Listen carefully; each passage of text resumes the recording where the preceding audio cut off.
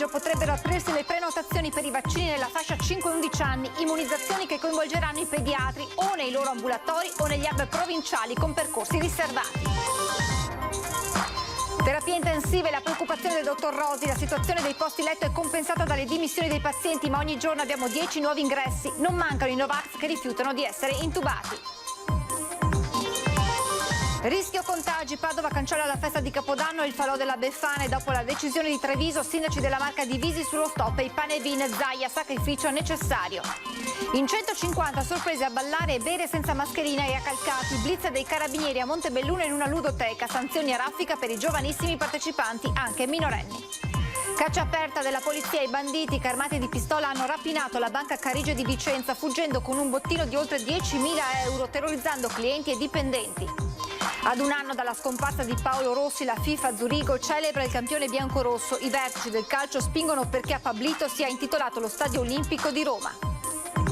Al Palinvent di Jesolo, una settimana dedicata a gare internazionali di karate con atleti da tutto il mondo e nel 2024 il mondiale dedicato ai giovani. Buonasera, ben trovati con l'edizione regionale dei nostri telegiornali. Apriamo con le vaccinazioni che dal 16 dicembre interesseranno i più piccoli, i bambini nella fascia tra 5 e 11 anni. Già da lunedì potrebbero aprirsi le prenotazioni.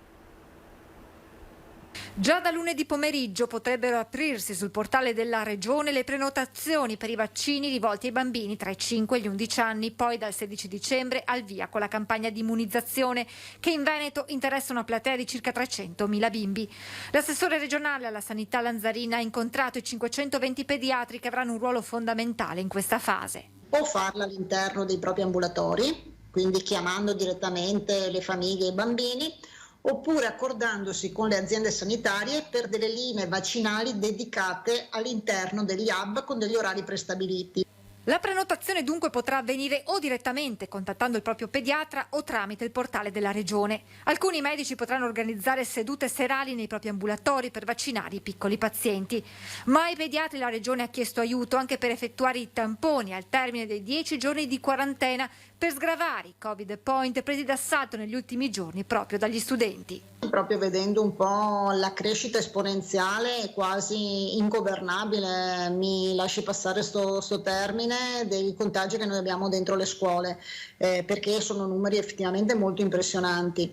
Allora abbiamo chiesto ai pediatri di libera scelta di poter anche loro fare il tampone per il rilascio della quarantena. In supporto dei prossimi giorni anche la struttura commissariale dopo la disponibilità del generale Figliuolo. Dalla settimana prossima, adesso aspettiamo conferma, dovremmo avere delle squadre mobili dell'esercito che probabilmente sì, queste verranno indirizzate dai dipartimenti di prevenzione direttamente dentro le scuole. Da più parti, proprio di fronte a questo incremento di contagi nelle classi, sta arrivando la richiesta di anticipare la chiusura delle scuole per le festività natalizie, tema entrato anche nella discussione tra i presidenti di regione. La chiusura anticipata delle scuole ci aiuterebbe. Siamo anche consapevoli che però questo comporta anche un carico e un lavoro per le famiglie perché dovrebbero organizzarsi. Un'ultima analisi riguarda la campagna vaccinale, i cui ritmi sono tornati a quelli di aprile e maggio. Ieri 49.000 le dosi somministrate, in gran parte booster, ma si è registrato un incremento anche di prime dosi.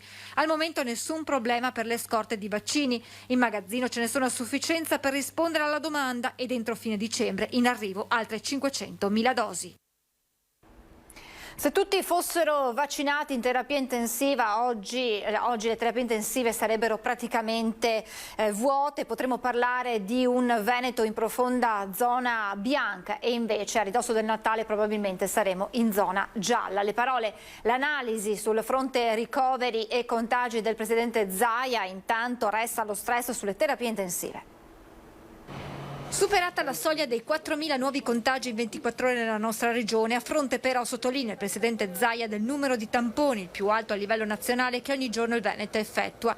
Di pari passo poi aumenta la pressione sugli ospedali, dove ora si trovano ricoverate 889 persone in area non critica, con un incremento rispetto a ieri di 37 pazienti e 134 in terapia intensiva. C'è da dire che in terapia intensiva dei 134, 25-26 sono vaccinati, tutto il resto sono non vaccinati, quindi sostanzialmente se avessimo tutti vaccinati oggi le terapie intensive sarebbero quasi vuote. A preoccupare in questa fase sono proprio le terapie intensive, con una situazione solo all'apparenza tranquilla perché nell'ultima settimana gli accessi sono cresciuti a ritmo sostenuto. Quello che preoccupa è il numero degli accessi giornalieri. Adesso noi stiamo vedendo un aumento abbastanza contenuto, ma in realtà gli accessi continuano ad essere una decina al giorno, quindi molti, e i posti letto occupati sono compensati dal fatto che cominciamo a avere diverse dimissioni di pazienti. Ed è dal monitoraggio costante delle terapie intensive che emergono situazioni particolari, casi estremi, seppur limitati, anche di rifiuto delle cure. Casi estremi relativi a pazienti che fino all'ultimo rifiutano le terapie ce ne sono.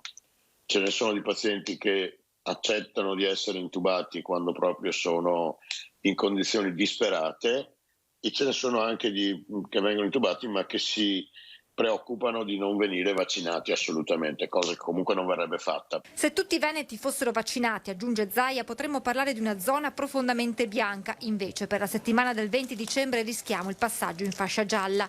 I sindaci dalla loro, per evitare il diffondersi del contagio, stanno intervenendo con ordinanze che introducono l'obbligo di mascherina all'aperto.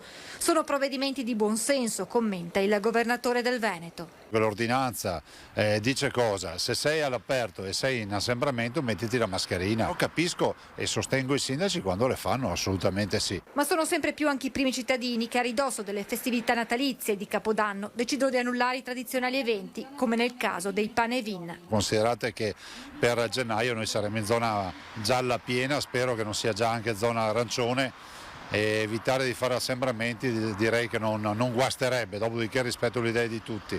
Considerate che il Panevin viene vissuto poi dal punto di vista giuridico come uno spettacolo all'aperto, per cui ha anche tutte delle regole da rispettare. Speriamo che sia l'ultima volta che ci poniamo questo problema. E tra i sindaci che stanno annullando gli eventi in vista delle vacanze, delle festività natalizie, il sindaco di Padova Sergio Giordani, che ha disposto l'annullamento degli eventi pubblici cittadini per il Capodanno e l'Epifania a causa dell'emergenza Covid. Per queste festività, afferma Giordani in una nota, abbiamo lavorato per una Padova bella, lucente e viva, ma soprattutto vogliamo un Natale delle feste libere senza restrizioni.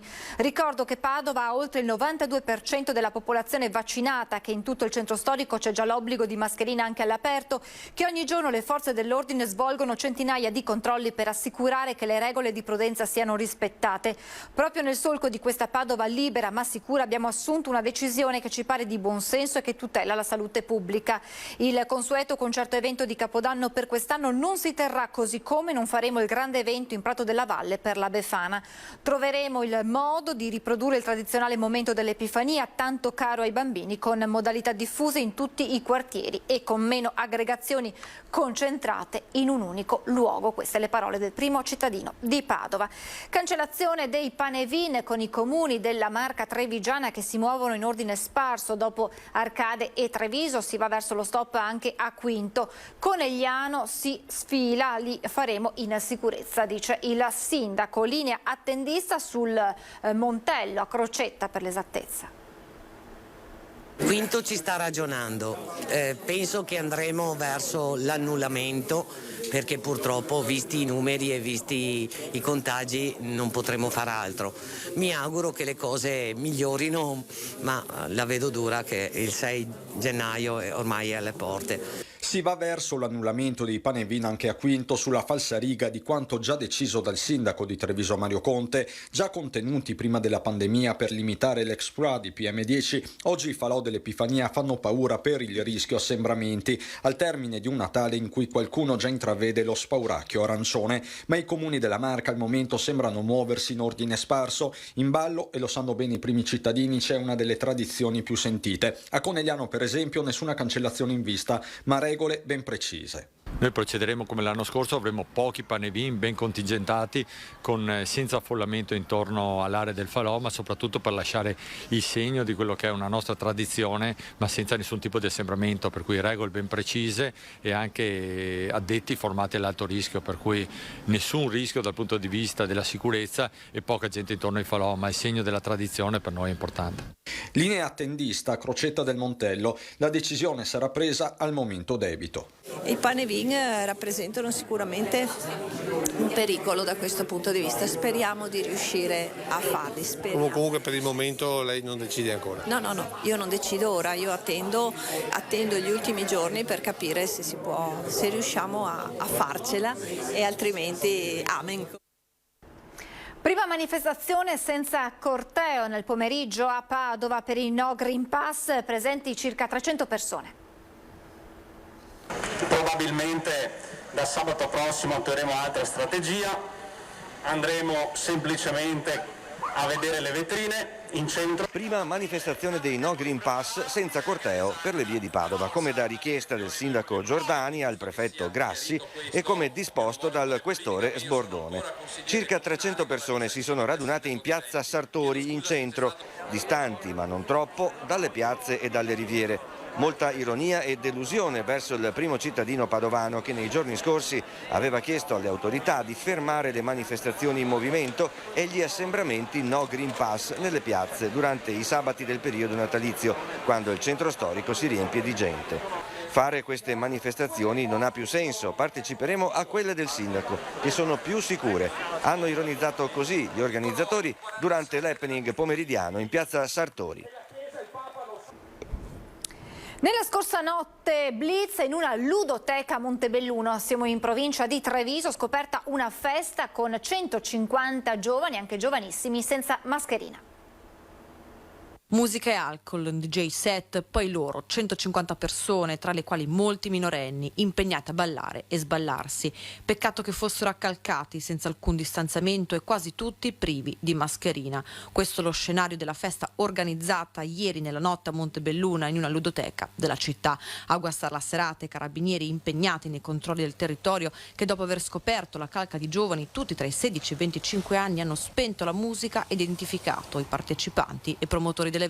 Alcuni giovani sono stati identificati proprio nell'immediatezza, altri sono in fase di identificazione, ovviamente rischiano le sanzioni amministrative previste in questi casi, ma ci sono accertamenti in corso proprio anche sull'evento in sé e quindi stiamo verificando che l'evento comunque fosse autorizzato e ci fossero tutte le, diciamo così, il rispetto quantomeno anche della normativa per quanto riguarda proprio il fatto che l'evento potesse svolgersi. Sanzioni che potrebbero superare complessivamente i 50.000 euro. Fa riflettere, ecco, la presenza così elevata di un così elevato numero di giovani senza protezioni in un periodo come questo, quindi ecco l'invito delle forze dell'ordine è, sebbene appunto ci avviciniamo a un momento di festa, un momento anche di ripeto pausa da quella che è l'attività normale scolastica, però ecco facendo sempre attenzione al rispetto delle norme proprio in tema di Covid. È ancora in corso la caccia all'uomo da parte delle forze dell'ordine che stanno cercando gli autori di una rapina avvenuta in banca a Vicenza. Stai calmo e non ti succede nulla, dacci tutti i soldi. È l'ordine perentorio, impugnando una pistola, che ieri un rapinatore avrebbe rivolto al cassiere della filiale della Banca Carige di Viale Mazzini. Verso l'ora di pranzo l'uomo, accompagnato da un complice, era entrato con calma dall'ingresso principale, con il volto travisato indossando le mascherine anti-Covid e un cappello con visiera abbassato. Secondo una prima ricostruzione fornita dal dirigente della squadra mobile Lorenzo Ortensi, i due avrebbero agito con calma, attraversando la bussola d'ingresso, senza che i sensori rivelassero la presenza dell'arma.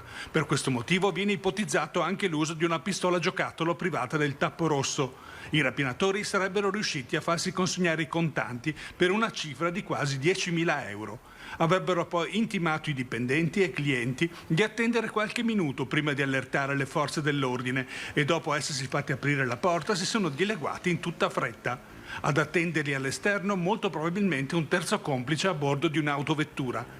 Scattato l'allarme sono intervenute alcune volanti della questura e i militari del radiomobile dei carabinieri che hanno fatto partire la caccia all'uomo, finora senza risultato. Gli investigatori, attraverso le prime testimonianze raccolte, ipotizzano che i malviventi potrebbero essere italiani. Ancora al vaglio le immagini della videosorveglianza che potrebbero fornire dettagli preziosi per identificare i criminali. La caccia ai rapinatori è ancora in corso. Voltiamo pagina. Ad un anno dalla scomparsa di Paolo Rossi a Zurigo, la FIFA celebra il campione biancorosso. Ci sono campioni che non muoiono mai. Paolo Rossi è un eroe dell'Olimpo del calcio e appartiene alla mitologia dello sport. Come Ercole anche lui affrontò fatiche e scrisse epiche imprese e la sua storia sfuma in leggenda. Pablito fu cittadino del mondo, ma il suo mito ha radici profonde in Veneto, a Vicenza, sotto i vessilli biancorossi. Quei tempi riecheggiano ancora l'erba, lo stadio, il ruggito dei tifosi, le prodezze, i gol. A un anno dalla partenza del campione verso lidi alti, altissimi, per giocare nei campi elisi tra gli angeli del pallone, oggi anche la FIFA lo celebra a Zurigo. Una giornata in memoria di Pablito, il numero 9 del Vicenza, l'attaccante infallibile della nazionale azzurra che trionfò nel Mondiale di Spagna del 1982. A 39 anni di distanza, gli uomini che fecero l'impresa si ritrovano nella sede svizzera della Federazione Internazionale di Calcio. I gradini col sigillo del suo nome, Paolo Rossi, con una cornice sulle lettere centrali che formano la parola oro, come il pallone che vinse Pablito in quel 1982. A Zurigo ci sono gli eroi di Spagna che a Vicenza un anno fa, vinti dall'emozione, piangevano in silenzio, in preghiera. Cabrini, Conti, Gentile. Anche oggi l'emozione c'è, ma strappa un sorriso pieno di nostalgia. La serata scivola via tra aneddoti, ricordi, episodi da narrare come si faceva anticamente quando si evocavano le gesta degli eroi del mito. E di miti nella serata dedicata a Paolo Rossi ce n'è tanti. Paolo Roberto Falcao, Abraham Klein, l'arbitro di Italia-Brasile 3-2. C'è Gianluca Vialli che strappa una lacrima con la sua preghiera rivolta a Pablito. Quando ti raggiungerò, per favore, fammi giocare con te. Una giornata speciale con la famiglia di Paolo, la moglie Federica e le figlie, Maria Vittoria e Sofia Elena, e poi il figlio più grande, Alessandro, arrivato a Zurigo da Vicenza. In rappresentanza del Veneto, il consigliere regionale Luciano Sandonà. I campioni hanno alzato la Coppa del Mondo originale vinta nel 1982 e custodita nel Museo della FIFA. Il presidente della Federazione Internazionale di Calcio, Gianni Infantino, con quello della FIGC, Gabriele Gravina, si sono impegnati a capire se sia possibile che l'Olimpico di Roma venga intitolato a Paolo. Vicenza ha giocato d'anticipo, come piaceva a Pablito, e gli ha già dedicato la nuova piazza davanti allo Stadio Menti. Oggi, a un anno di distanza, sappiamo che Paolo Rossi è ancora vivo, perché quel che ha fatto lo ha lasciato qui, lo ha lasciato a noi, a cominciare dal suo sorriso. In fondo, il calcio passa, gli uomini restano. È il momento di fermarci per qualche istante di pubblicità.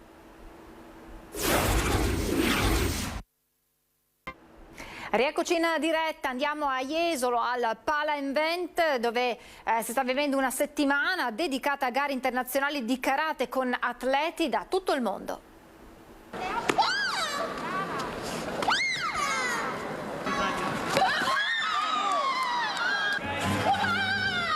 E a suon di chiai, l'urlo d'energia vitale dei karateka che si è svolta a Pala Invent di Jesolo, la 31esima edizione della Venice Cup della Karate Youth League.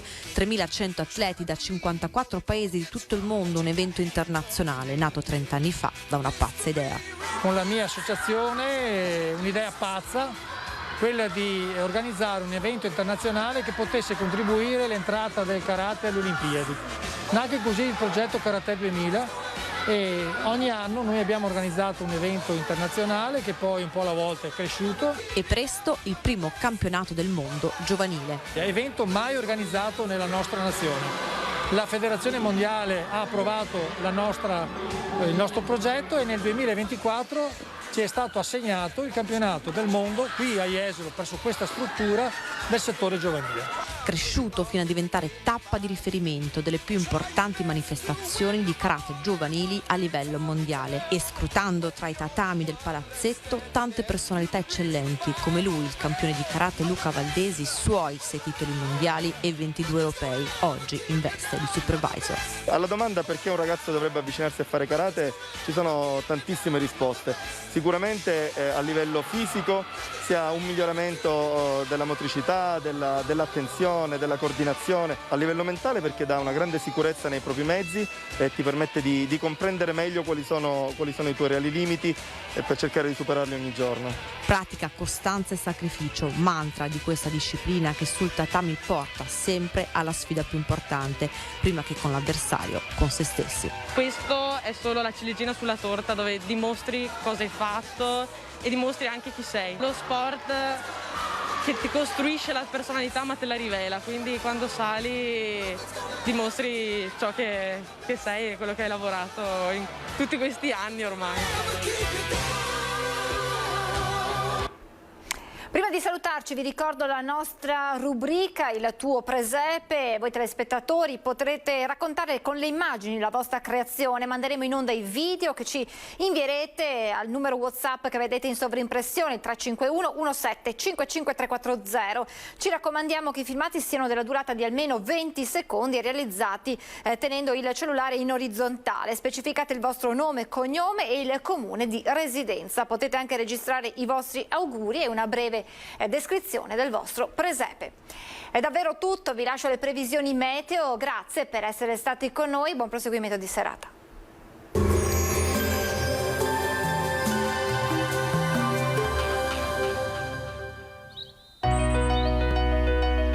Casa Cason, profumi e sapori in una fetta di Veneto. Benvenuti al meteo. Anticiclone sull'Italia e dunque maggiore stabilità atmosferica in questa domenica 12 dicembre. Vediamo il dettaglio. Sul Veneto cominciamo subito col dire che non si verificheranno precipitazioni, bel tempo soleggiato insomma, con cielo sereno o al massimo velato. Sulla costa e nelle zone limitrofe saranno possibili alcune nebbie di notte ma in dissolvimento al mattino. Temperature minime in calo, saranno sempre sotto zero un po' dappertutto, massime tra i 5 e gli 8 gradi. Spostiamoci ora sul Friuli Venezia Giulia, anche in questo caso tempo decisamente buono come vediamo, con sole ovunque, cielo limpido, sgombro da nubi. Temperature minime tra meno 3 e 3 gradi, massime sui 7-9 gradi all'incirca. Infine diamo uno sguardo al Trentino Alto Adige dove non cambia il contesto, qualche addensamento sui settori più settentrionali ma senza conseguenze, altrove più sereno. Temperature minime intorno a meno 2-0 gradi, massime invece sugli 8 gradi all'incirca. Dal meteo di Antena 3 è tutto, grazie per l'attenzione, arrivederci al prossimo aggiornamento.